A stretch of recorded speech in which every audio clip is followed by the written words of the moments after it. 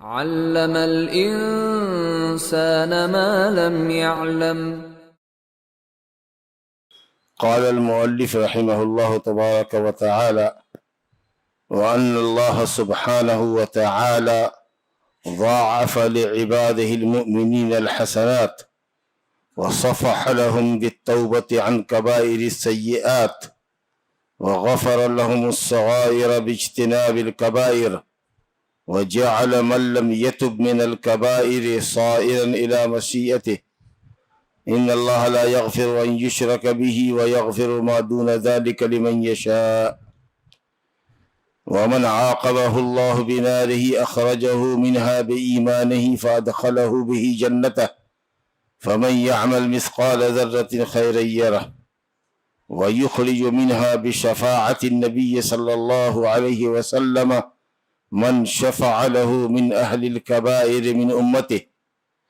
وأن الله سبحانه قد خلق الجنة فأعدها دار الخلود لأوليائه وأكرمهم فيها بالنظر إلى وجهه الكريم، وهي التي أهبط منها آدم نبيه وخليفته إلى أرضه بما سبق في سابق علمه۔ اللہ سبحانہ و تعالیٰ کیا بڑا احسان ہے ہم بندوں پر کہ اس نے ہماری نیکیوں کا ثواب بہت بڑھا چڑھا کر دینے کا فیصلہ کیا ہے۔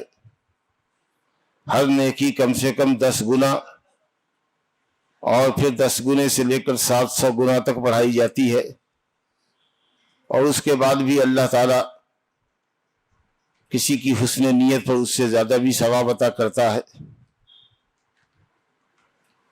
جبکہ اس کا عدل اور انصاف یہ دیکھیے کہ اللہ رب العالمین ایک گناہ کی سزا ایک ہی دیتا ہے۔ ارشاد باری تعالی ہے: من جاء بالحسنۃ فلہ عشر امثالها ومن جاء بالسیئۃ فلا یجزى الا مثلها وهم لا یظلمون۔ جو کوئی نیکی لے کر آئے گا فلہ عشر امثالها، اس کو 10 گنا دیا جائے گا۔ ومن جاء بالسیئۃ فلا یجزى الا مثلها، اور اگر بدی لے کے آئے گا، گناہ کر کے آئے گا، تو ایک گناہ کی سزا ایک ہی ملے گی۔ وَهُمْ لَا يُظْلَمُونَ، اور ان پر ظلم نہیں کیا جائے گا، یعنی ان کی ناکردہ غلطیوں کو ان کے نام پر چڑھایا نہیں جائے گا، ان پر ظلم نہیں کیا جائے گا، ناکردہ گناہوں کی انہیں سزا نہیں دی جائے گی۔ تو نیکیوں کا ثواب کم سے کم 10 گنا اور 700 گنے تک۔ مثل الذین ينفقون اموالهم في سبيل الله كمثل حبة انبتت 7 سنابل في كل سنبلة 100 حبة والله يضاعف لمن يشاء۔ ایک دانے کی مثال جو اللہ کے راستے میں آدمی خرچ کرتا ہے، اس کی مثال اس دانے کی ہے جو زمین میں بویا جائے تو اس سے 7 بالیاں نکلے اور ہر بالیوں میں 100 دانے ہوں، گویا 700 دانے، اور پھر بھی اللہ تعالیٰ اس کے بعد بھی جس کو چاہتا ہے بڑھاتا ہے۔ اس مضمون کی کئی آیتیں ہیں، کئی حدیثیں ہیں۔ رمضان کے روزے کی فضیلت کے تعلق سے یہ حدیث ہم میں کہ ہر شخص نے سنی ہوگی: کل عمل ابن آدم تضاعف الحسنة بعشر امثالها الى 700 ضعف قال الله تعالى الا الصوم فانه لي وانا اجزي به، رواه الامام مسلم في صحیحہ عن ابی ہریرہ رضی اللہ عنہ، کہ بنی آدم کا ہر عمل نیکی 10 گنا بڑھائی جاتی ہے، نیکی 10 گنا بڑھائی جاتی ہے 700 گنے تک۔ بنی آدم کے ہر عمل کا ثواب 10 گنے سے لے کر 700 گنے تک، سوائے روزہ کے۔ اللہ نے کہا کہ بندہ وہ میرے لیے رکھتا ہے اور میں ہی اس کا بدلہ دوں گا، جو یقیناً 700 سے تو زیادہ ہی ہوگا، لامحدود ہے۔ کتنا دے گا وہ اللہ ہی بہتر جانتا ہے، کیونکہ ہدیہ اور انعام دینے والے کے حساب سے ہوتا ہے۔ تو اس طریقہ سے اور بھی حدیث ہے، صحیح بخاری کی حدیث ہے کہ جب بندہ نیکی کا ارادہ کرتا ہے اور نیکی نہیں کر پاتا تو ایک نیکی اس کے نام اعمال میں لکھی جاتی، اور وہ اگر کر لیتا ہے تو 700 گنے تک لکھی جاتی ہے۔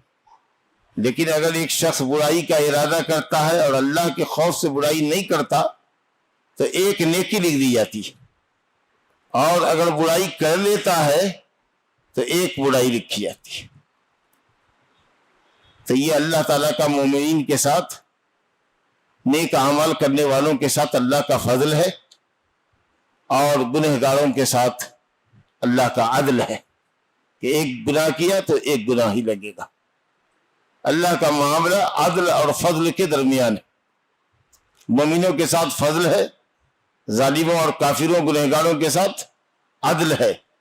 ظلم کہیں نہیں ہے اللہ تعالیٰ کی زندگی میں، اللہ تعالیٰ کے ذات میں، اس کی صفات میں، اس کے احکام میں، اس کی شریعت میں کہیں بھی ظلم نہیں ہے۔ وَلَا يَظْلِمُ رَبُّكَ أَحَدًا، تیرا رب کسی پر ظلم نہیں کرتا۔ وَمَا رَبُّكَ بِظَلَّامٍ لِّلْعَبِيدِ، تیرا رب بندوں پر ظالم نہیں۔ یا عبادی انی حرمت ظلم علی نفسی وجعلتہ بینکم محرما فلا تظالموا، اے بندو میں نے ظلم کو اپنے اوپر حرام کیا اور تم پر بھی حرام کرتا ہوں کہ تم میں کا کوئی ایک دوسرے پر ظلم نہ کرے۔ تو یہ اسی عدل اور فضل کو بیان کر رہے ہیں مؤلف رحمۃ اللہ علیہ کہ وَأَنَّ اللَّهَ سُبْحَانَهُ وَتَعَالَى ضَاعَفَ لِعِبَادِهِ الْمُؤْمِنِينَ الْحَسَنَاتِ، اللہ سبحانہ و تعالیٰ نے اپنے مومنین بندوں کی نیکیوں میں مضاعفت فرمائی ہے، اضافہ فرمایا ہے۔ وَصَفَحَ لَهُمْ بِالتَّوْبَةِ عَنْ كَبَائِرِ السَّيِّئَاتِ، اور اللہ تعالیٰ نے بندوں کے کبیرہ گناہوں کی معافی کے لیے توبہ کو سبب بنا دیا ہے۔ آدمی کوئی سا بھی گناہ کرے، ایون کفر ہی کیوں نہ کرے، اور سچے دل سے توبہ کرے تو اللہ تعالیٰ توبہ قبول کرتا ہے۔ قُلْ لِلَّذِينَ كَفَرُوا إِن يَنْتَهُوا يُغْفَرْ لَهُم مَّا قَدْ سَلَفَ، کافروں سے کہہ دیجئے کہ اگر تم نے سچی توبہ کر لی تو زمانے کفر کے تمام گناہوں کو اللہ مٹا دے گا۔ التوبۃ تجب ما قبلها، توبہ سابقہ گناہوں کو معاف کر دیتا ہے۔ اللہ تعالیٰ نے کہا وَتُوبُوا إِلَى اللَّهِ جَمِيعًا أَيُّهَا الْمُؤْمِنُونَ لَعَلَّكُمْ تُفْلِحُونَ، اے ایمان والو اللہ کے حضور توبہ کرو تاکہ کامیاب ہو سکو۔ قُلْ يَا عِبَادِيَ الَّذِينَ أَسْرَفُوا عَلَىٰ أَنفُسِهِمْ لَا تَقْنَطُوا مِن رَحْمَةِ اللَّهِ إِنَّ اللَّهَ يَغْفِرُ الذُّنُوبَ جَمِيعًا إِنَّهُ هُوَ الْغَفُورُ الرَّحِيمُ، کہیے کہ اے میرے وہ بندو، کہہ دیجئے میرے بندوں سے، یا عبادی، اللہ فرماتا ہے میرے بندو جنہوں نے اپنے نفس پر گناہ کر کے حد کو تجاوز کر لیا ہے، اللہ کی رحمت سے مایوس نہ ہو، اللہ تعالیٰ سے توبہ کرو، وہ تمام گناہوں کو بخشتا ہے۔ البتہ کبیرہ گناہ توبہ سے معاف ہوں گے، کیونکہ اللہ سبحانہ تعالیٰ نے فرمایا ان تجتنبوا کبائر ما تنہون عنہ نکفر عنکم سیئاتکم وندخلکم مدخلا کریما، اگر بڑے گناہ سے بچو گے تو اس کی برکت سے اللہ چھوٹے چھوٹے گناہ بھی معاف کر دے۔ بڑے گناہوں سے بچو گے تو فائدہ یہ ملے گا کہ چھوٹے گناہ بھی اللہ معاف کر دے گا، اور نیکیاں بھی چھوٹے چھوٹے گناہوں کا کفارہ ہوتی۔ ان الحسنات یذہبن السیئات وذلک ذکری للذاکرین، ہاتھ سے چھوٹے موٹے گناہ کیے تو وضو کے ساتھ مٹ گیا، دو نمازوں کے درمیان کوئی چھوٹا موٹا گناہ کیے تو نماز کفارہ ہو گئی، اس کی حدیث ہے الصلوات الخمس والجمعہ الی الجمعہ، 5 نمازیں درمیان کے گناہوں کا، جمعہ کے درمیان کے گناہوں کا، اور اسی طریقے سے رمضان اگلے رمضان تک کے گناہوں کا کفارہ ہے۔ شرط یہ ہے کہ آدمی کبیرہ گناہوں سے بچے۔ تو معلوم یہ ہوا کہ عبادتیں کبیرہ گناہوں کا کفارہ نہیں ہوتی، کبیرہ گناہوں کے لیے سچی توبہ کرنی پڑے گی، اور سچی توبہ کے لیے شرط یہ ہے کہ آدمی گناہ کو چھوڑے جس گناہ میں ملوث ہے۔ دوسری شرط یہ ہے کہ اللہ تعالیٰ کے سامنے اپنی غلطی کا اعتراف کر کے احساس ندامت کرے اور اللہ تعالیٰ سے اپنے کیے کی معافی مانگے۔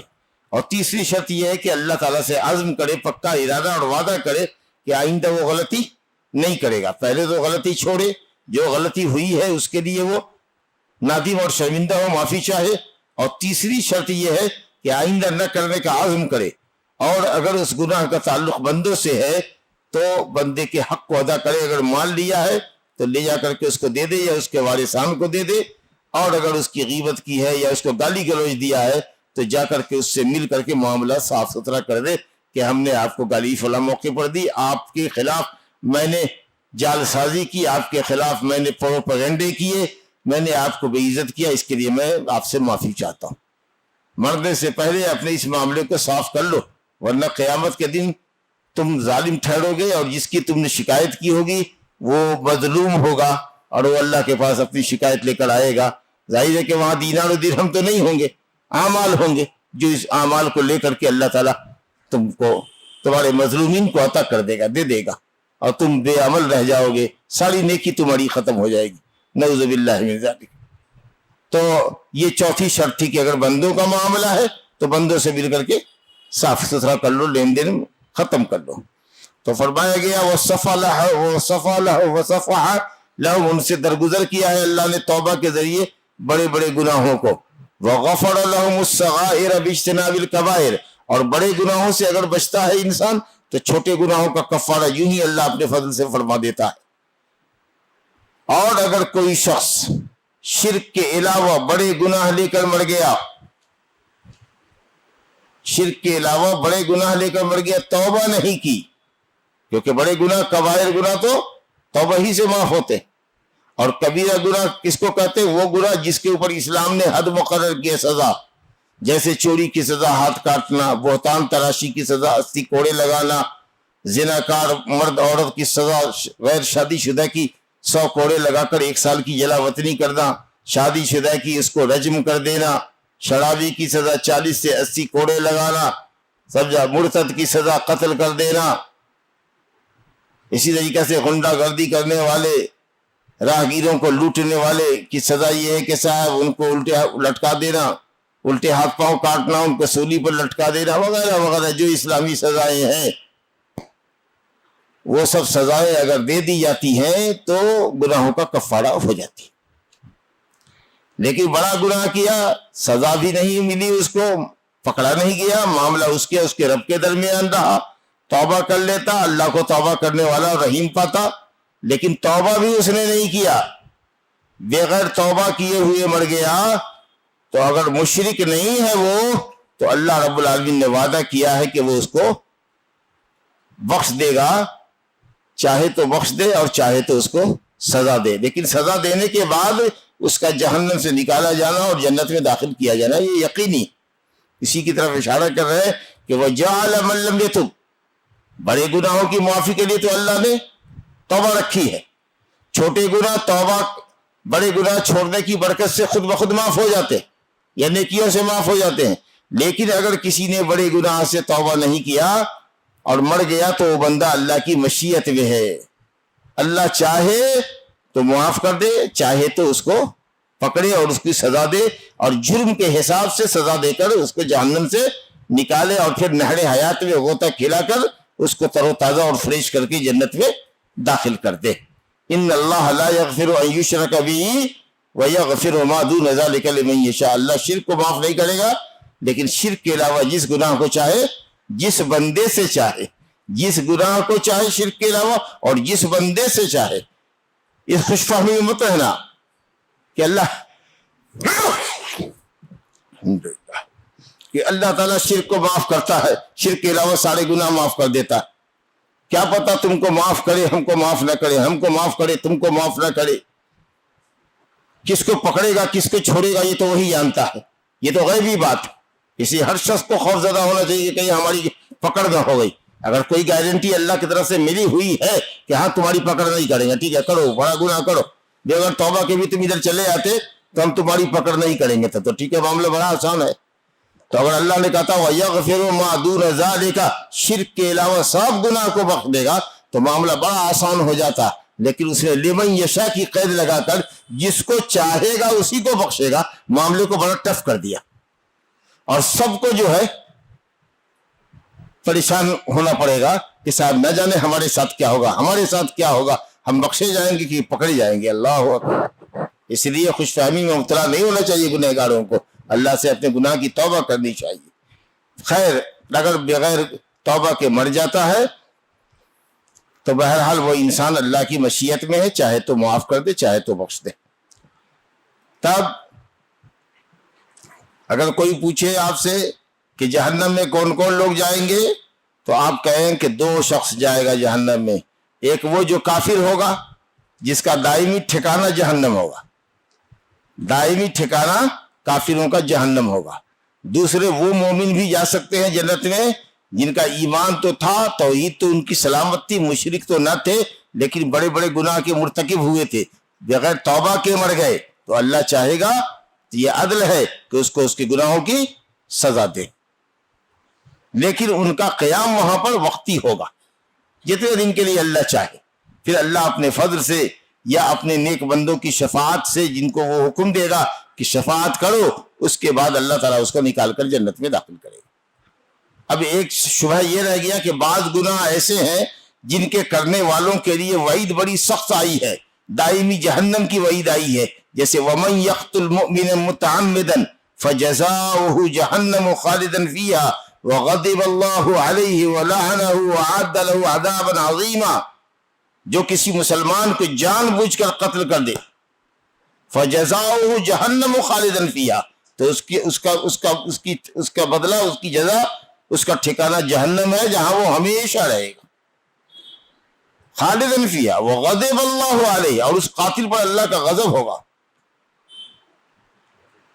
وغضب اللہ علیہ ولعنہ، وغضب اللہ علیہ ولعنہ وعد له عذابا عظیما، اور اس کے لیے عظیم بڑا عذاب اللہ نے تیار کیا۔ تو اس کا کیا جواب دیں گے آپ؟ کہیں گے کہ یہ خلود نسبی ہے، عام گنہگاروں کے مقابلے میں قاتل کی سزا اور قاتل کا ادھر جہنم میں رکنا اور ٹھہرنا زیادہ ہوگا، کیونکہ یہ جرم بڑا سنگین ہے، لیکن دائمی جہنم نہیں ہے، کیونکہ اللہ رب العالمین نے فرما دیا ان اللہ لا یغفر ان یشرک بہ ویغفر ما دون ذلک لمن یشاء، مشرک کے علاوہ جس کو چاہے بخش دے، تو بخشا جانا تو اس کا یقینی ہے، لیکن وہ قاتل نفس ہے، بہت بڑا جرم کر کے آیا ہے، اسی طریقے سے خودکشی کر کے آیا ہے، زہر پی کر کے مر گیا، پہاڑ سے گر کے مر گیا، چھڑا گھوپ کر کے مر گیا، تو حدیث میں آتا سزا دیا جائے گا، دیا جائے گا، دیا جائے گا، دیا جائے گا، اور جہنم میں ہمیشہ رہے گا، لا الہ الا اللہ۔ تو اس کو یہ کہیں گے کہ یہ سب جو سنگین گناہ ہیں ان کے مقابلے میں جو کمتر گناہ کر کے مریں گے، بڑے گناہ ہیں لیکن کم ہیں، ان سے چھوٹے ہیں، تو ان کی رہائی جلدی ہوگی۔ مجرم کئی طرح کا جیل میں جاتا ہے، کسی کی رہائی 10 دن میں ہوتی ہے، کسی کی 10 سال میں ہوتی ہے، کسی کی عمر قید ہوتی ہے، کسی کی پھانسی ہوتی ہے، تو اسی طریقے سے معاملہ ہوگا۔ تو جن گناہوں کے تعلق سے آیا ہے کہ دائمی جہنمی ہوں گے، تو آپ یہ کہہ لینا کہ عام بڑے گناہوں کے مقابلے میں ان کو سزا زیادہ دی جائے گی، لیکن ہمیشہ وہ جہنم میں نہیں رہے گی۔ چلیے، وَمَنْ عَاقَبَهُ اللَّهُ بِنَارِهِ، اور جس کو بھی اللہ تعالیٰ اپنی آگ کے ذریعے عذاب دے گا، یعنی جہنم رسید کرے گا، أَخْرَجَهُ مِنْهَا بِإِيمَانِهِ، تو اللہ رب العالمین اس کو اس کے ایمان کی وجہ سے جہنم سے نکالے گا، فَأَدْخَلَهُ بِهِ جَنَّتَهُ، اور اسی ایمان کی بدولت اللہ تعالیٰ اس کو جنت میں داخل کرے گا۔ یہی لوگ ہیں جو گناہ کبیرہ والے ہیں، جو ایماندار ہیں لیکن گناہ والے ہیں، گناہ کر کے اڑے ہیں بغیر توبہ کے، تو اگر اللہ نے ان کو جہنم میں داخل کیا، اور داخل کرنا یہ اس کا عدل ہوگا کہ آپ مجرم ہیں تو جرم کی سزا پائیے، تو اللہ رب العالمین اس کی ایمان کی بدولت اس کو جہنم سے نکال دے گا۔ بہرحال قیامت کے دن ہر شخص جس نے ذرہ برابر بھی نیکی کی ہوگی وہ بھی دیکھے گا، اور جس نے ذرہ برابر بھی شر کیا ہوگا اس کو بھی دیکھے گا۔ پھر جو لوگ جہنم میں جائیں گے، ایمان کی بدولت اللہ نکالے گا، اپنے فضل سے نکالے گا، نبی صلی اللہ علیہ وسلم کی شفاعت کی وجہ سے نکالے گا، بشفاعت النبی صلی اللہ علیہ وسلم من شفع له من اہل الکبائر من امتی، جن کبیرہ گناہ کرنے والوں کے لیے نبی کی شفاعت ہوگی۔ اللہ رب العالمین نے ہر نبی کو ایک ایک دعا کی گارنٹی دی کہ وہ دعا قبول کرے گا اس کی۔ سب نبیوں نے اپنی اپنی دعائیں دنیا ہی میں مانگ لی، لیکن نبی صلی اللہ علیہ وسلم نے فرمایا کہ میں نے اپنی اس دعا کو قیامت کے دن اپنے امت کے گنہگاروں کی سفارش کے لیے بچا رکھا ہے۔ اللہ اکبر، صلی اللہ علیہ نبینا محمد وآلہ وصحبہ اجمعین۔ لکل نبی دعوت مستجابہ فتعجل كل نبی دعوته وإني قد اختبأت دعوتي شفاعة لأمتي يوم القيامة وهي نائلة إن شاء الله كل من مات من أمتي لا يشرك بالله شيئا أو كما قال صلی اللہ علیہ وسلم۔ سب نے دنیا ہی میں وہ اپنی دعائیں مستجاب مانگ لی، میں نے اپنی اس دعا کو چھپا کے رکھا ہے قیامت کے لیے، اپنی امت کے گنہگاروں کی شفاعت کے لیے، جو انشاءاللہ ہر اس مومن موحد کو حاصل ہوگی جو گناہ کر کے مرا ہوگا۔ شرط یہ ہے کہ اس نے اللہ کے ساتھ کسی کو شریک نہ ٹھہرایا ہوگا۔ تو جو جہنم میں جائے گا وہ اپنے ایمان کی بدولت اور نبی صلی اللہ علیہ وسلم کی شفاعت کی بدولت، اور اسی طریقے سے اللہ تعالیٰ مومن بندوں کو جو عزت عطا فرمائے گا، شفاعت کا حق دے گا، اس حق کی بنیاد پر جو مومن جس کے حق میں سفارش کریں گے اللہ کی اجازت سے اور اللہ کی رضامندی سے، اس کے نتیجے میں وہ جہنم سے نکالا جائے گا۔ آگے فرمایا وَأَنَّ اللَّهَ سُبْحَانَهُ وَتَعَالَى قَدْ خَلَقَ الْجَنَّةَ فَعَدَّهَا دَارَ خُلُودٍ لِأَوْلِيَائِهِ وَأَكْرَمَهُمْ فِيهَا بِالنَّظْرِ إِلَى وَجْهِهِ الْكَرِيمِ وَهِيَ الَّتِي أَهْبَطَ مِنْهَا آدَمَ نَبِيَّهُ وَخَلِيفَتَهُ إِلَى أَرْضِهِ۔ کہتے اللہ سبحانہ وتعالی نے جنت کو پیدا کر دیا ہے، آلریڈی جنت پیدا کر دی گئی ہے، موجود ہے جنت، اور اسی طریقے سے جہنم بھی موجود ہے۔ ماضی کے سیغے کے ساتھ جو حتمیت اور یقینیت پر دلالت کرتا ہے، اللہ نے کہا اعدت للمتقین وسارعوا الى مغفرة من ربكم وجنة عرضها السماوات والارض اعدت للمتقین۔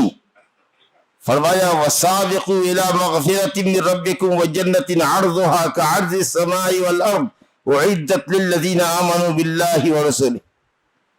اعدت للمتقین، تیار کر دی جا چکی، اور کافروں کے لیے کہا فاتقوا النار التی وقودها الناس والحجارہ اعدت للکافرین، جو کافروں کے لیے تیار کی جا چکی۔ اللہ اکبر۔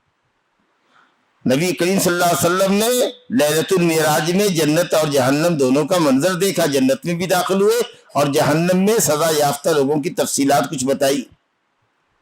اسی طریقہ سے ابن عباس رضی اللہ عنہ کی روایت ہے صحیحین کے اندر کہ نبی صلی اللہ علیہ وسلم صلاۃ الکسوف ادا فرما رہے ہیں، سورج گرہن کی نماز پڑھ رہے ہیں، اور نماز کے درمیان آپ نے اپنا آگے بڑھے اور آپ نے ہاتھ بڑھایا کچھ لینے کے لیے، لیکن پھر پیچھے ہٹ گئے، اور اس کے بعد پھر ایک مرتبہ پیچھے ہٹے، تو پوچھا صحابہ کرام نے کہ یا رسول اللہ آج آپ نے نماز میں وہ حرکت کی جو آپ نے کبھی نہیں کی، دیکھا کہ آپ آگے بڑھے، آپ نے حرکت اپنا ہاتھ بڑھایا، یا خود نبی صلی اللہ علیہ وسلم نے فرمایا کہ تم لوگوں نے دیکھا مجھ کو نماز میں کہ میں آگے بڑھا ثم تقعقعت، تو پھر میں الٹے پیچھے پہ لوٹا؟ کہا یا رسول اللہ، کہا کہ جنت کا منظر آیا، بڑی حسین جنت اللہ نے دکھائی، تو اس میں کھجور کے لٹکتے ہوئے گچھوں کو میں نے توڑنا چاہا کہ توڑے تم کو کھلائے، لیکن پھر یاد آیا کہ یہ تو کھائیں گے تو دنیا ختم ہو جائے گی، کیونکہ جنت کا پھل تو آدمی جنت ہی میں کھائے گا، دنیا میں تو کھا نہیں سکتا،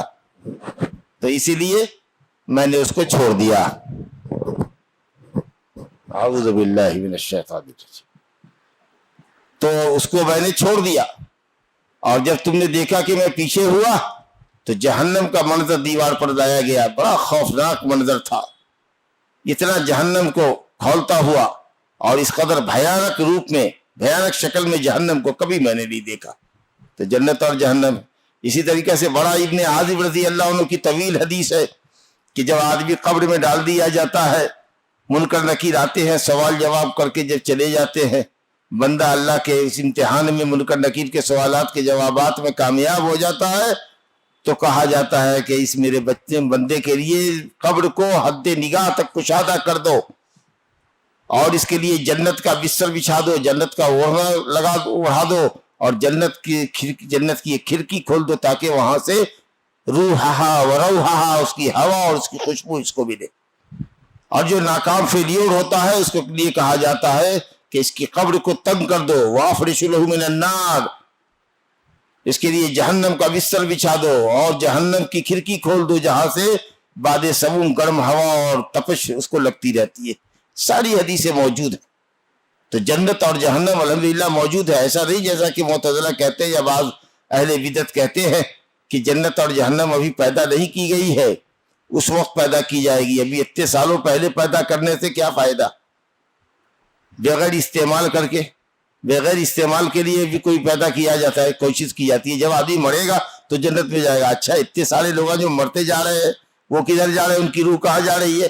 اگر جنت نہیں ہوتی تو یہ روح کہاں جاتی، مومنوں کی روح کہاں جاتی؟ ایسے ہی بھٹکتی رہتی کیا؟ اور برے لوگ جو جا رہے ہیں ان کی روحیں کہاں جا رہی ہیں؟ تو ظاہر ہے کہ جنت ہونی ہے۔ حدیث ہے، بخاری شریف کی حدیث ہے کہ شہداء کی روح اللہ تعالیٰ سبز پرندے، سبز چڑیے کے پیٹ میں ڈالتا ہے، اب وہ چڑیا جنت کے پھلوں کو کھاتی ہے اور عرش الہی سے لگے ہوئے جو جھومر اور قندیلے ہیں اس میں آ کر رات گزارتی۔ اور صحیح مسلم کی روایت ہے کہ مومن کی روح جو ہوتی ہے وہ چڑیوں کی شکل میں ہوتی ہے، سب چڑیوں کی نہیں، چڑیوں کی شکل میں روح ہے، جنت کے پھل کو کھاتی ہیں اور جنت میں درختوں پر بسیرا کرتی ہیں۔ کیسے فائدہ نہیں ہے؟ اللہ تعالیٰ جنت کو سنوار رہا ہے، جہنم کو کھولا رہا ہے، ہولناک بنا رہا ہے، نعمتوں کا اس میں اضافہ کر رہا ہے یا عذاب کی شکلوں کا اس میں اضافہ کر رہا ہے۔ ایسا کیسے کہہ سکتے ہیں کہ جنت اور جہنم بے فائدہ ہے؟ ابھی قیامت کے دن اس کا فائدہ اور نقصان نظر آئے گا؟ نہیں۔ الحمدللہ عقیدہ اہل سنت والجماعت یہ ہے کہ جنت اور جہنم پیدا کر دی گئی ہے اور وہ موجود ہے، اور نبی کریم صلی اللہ علیہ وسلم نے اس کو دیکھا ہے۔ تو فرمایا کہ اللہ نے جنت کو پیدا کیا ہے اور جنت کو اپنے اولیاء متقین کے لیے دار الخلود بنایا ہے۔ جنتی جنت میں ہمیشہ رہے گا، کبھی وہاں سے نکالا نہ جائے گا۔ جی اللہ تعالیٰ نے فرمایا ان الذین آمنوا وعملوا الصالحات کانت لهم جنات الفردوس نزولا خالدین فیہا، خالدین فیہا اس میں ہمیشہ رہیں گے، لا یبغون عنہا حولا وہاں سے تبدیلی نہیں چاہیے گے، تو ہمیشہ رہیں گے خالدین فیہا۔ والسابقون والسابقون الاولون من المہاجرین والانصار والذین اتبعوهم بإحسان رضی اللہ عنہ ورضوا عنہ وعد لهم جنات تجری تحتها الانہار خالدین فیہا ابدا۔ انصار اور مہاجرین، سابقین اولین اور ان کے نیکوکار پیروکار، بھلائی کے ساتھ ان کی پیروی کرنے والے جنت میں ہوں گے جس کے نیچے نہریں جاری ہوں گی، ہمیشہ رہیں گے وہاں۔ ذالک الفوز العظیم، یہی بہت بڑی کامیابی۔ اور اسی طریقہ سے مشرکین بھی جہنم میں ہمیشہ رہیں گے۔ وَمَن يَعْصِ اللَّهَ وَرَسُولَهُ فَإِنَّ لَهُ نَارَ جَهَنَّمَ خَالِدِينَ فِيهَا أَبَدًا۔ کفر و شرک کرنے والے ادھر جہنم میں بھی ہمیشہ رہیں گے۔ لا يخفف عنهم العذاب، ان سے عذاب میں کمی نہیں ہوگی۔ تو جہنمی بھی جو کفار ہے دائمی جہنم ہے، جہنم بھی ہمیشہ رہے گی، کبھی ختم نہیں ہوگی، فنا نہیں ہوگی، اور جنت بھی ہمیشہ رہے گی، وہ کبھی فنا نہیں ہوگی۔ البتہ یہ ہے کہ جہنم کے جس حصے میں مومن گنہگار رہے گا، اگر وہ سفارشات کے بعد جنت میں چلا آئے گا اور وہ جگہ خالی رہے گی تو وہ ختم کر دی جائے گی۔ تو فرمایا وَخَلَقَ النَّارَ فَأَعَدَّهَا دَارَ خُلُودٍ۔ اللہ اکبر۔ اچھا اسی میں کہا کہ جنتیوں کو اللہ رب العالمین ہمیشہ کی اپنی جنت میں ڈالے گا اور وہاں اس کی عزت افزائی فرمائے گا، بالنظر الی وجہہ الکریم، اللہ تعالیٰ اپنے چہرے کا دیدار کرائے گا۔ اللہ اکبر، جو سب سے بڑی نعمت ہوگی اہل جنت کے لیے۔ اللہ تعالیٰ کہے گا جنتیوں اور کچھ مانگو، اور کچھ مانگو، تو کہے گا اللہ تعالیٰ کیا مانگے، سب کچھ تو نے دے دیا، ہر آرزو پوری کر دی، اب تو کچھ مانگنے کا رہا ہی نہیں۔ تب اللہ رب العالمین فرمائے گا کہ کیا تم میرا دیدار نہیں کرو گے؟ تو مومن کی بانچیں کھل جائیں گی، اور یہ سب سے بڑا انعام ہوگا اللہ رب العالمین کا مومنین کے اوپر کہ وہ اللہ رب العالمین کا دیدار کریں گے۔ النظر الی وجہ اللہ الکریم، وجوہ یومئذ ناظرۃ الی ربہا ناظرہ، کچھ چہرے قیامت میں بڑے تر و تازہ ہوں گے، اللہ تعالی ہم سب کے چہرے کو تازہ کرے۔ اپنے رب کو دیکھ رہے ہوں گے. جہنمیوں پر مشرکین پر اللہ غصہ ہوگا, ناراض ہوگا. کہتا ہے کلا انہم عن ربہم یومئذ لمحجوبون, یہ مشرکین اللہ رب العالمین کے دیدار سے محروم ہوں گے, پردے میں کر دیے گئے ہوں گے. اس کا مطلب یہ ہے کہ جن سے اللہ راضی اور خوش ہوگا مومنین سے, اللہ ان کو اپنا دیدار نصیب فرمائے گا. اگر دیدار ممکن نہ ہوتا اور یہ سوال بے محل ہوتا تو حضرت موسیٰ کلیم الرحمن نے اللہ سے یہ سوال کیوں کیا جبل طور پر؟ رب ارنی کیف, رب ارنی انظر الیک, مجھے دکھا کہ تو کیسا ہے. تو کہا لن ترانی, ہرگز تو یہاں مجھ کو دنیا میں ان آنکھوں سے نہیں دیکھ سکتا. پھر بھی اگر تم کو دیکھنے کا اصرار ہے تو میں اپنی تجلی ظاہر کرتا ہوں پہاڑ پر, اگر وہ پہاڑ ثابت رہا تو دیکھ پائے گا, ورنہ نہیں. سوال یہ ہے کہ اگر دیکھنا ممکن نہ ہوتا تو حضرت موسیٰ اس طرح کا مستحیل اور عبث اور بیہودہ اور بیکار سوال نہ کرتے. تو اس کا مطلب یہ ہے کہ یہ سوال درست تھا. البتہ اللہ نے کہا کہ دنیا میں ان آنکھوں سے نہیں دیکھ سکتا, قیامت کے دن اللہ رب العالمین مومنین کو دیدار اپنا نصیب فرمائے گا اور آنکھوں میں وہ قوت عطا فرمائے گا, لیکن ادراک نہیں ہوگا. کچھ لوگوں نے کہا, قرآن نے کہا لا تدرکہ الابصار, نگاہیں اس کا ادراک نہیں کریں گی. ادراک الگ چیز ہے, دیکھنا الگ چیز ہے, ایک جھلک دیکھنا الگ چیز ہے, اور ہر طریقہ سے آگے پیچھے دیکھنا بالکل الگ چیز ہے. نہیں سمجھا آپ نے؟ ادراک کا معنی ہے احاطہ, چاروں طرف سے دیکھنا, بڑھیا سے دیکھنا, آگے پیچھے سب سے. جاتے لڑکی کو دیکھنے کے لیے شادی کرنے کے بعد چہرہ دیکھ لیتے, مکمل طریقے سے دیکھنا تو شادی کے بعد ہوگا جو ہوتا ہے. تو احاطہ ہر طریقے سے دیکھنا یہ تو محال ہے, ہر طرح سے اللہ کو دیکھنا یہ تو محال ہے. بہت گہرے طریقے سے دیکھنا, ہر چیز کو, اس کی انگلی دیکھے, اس کا پاؤں دیکھے اور سب کچھ دیکھے آگے پیچھے سے, کہا نہیں یہ تو ممکن نہ ہوگا, بس چہرے کا دیدار ہوگا, ایک جھلک ہوگی یا معاملہ ختم.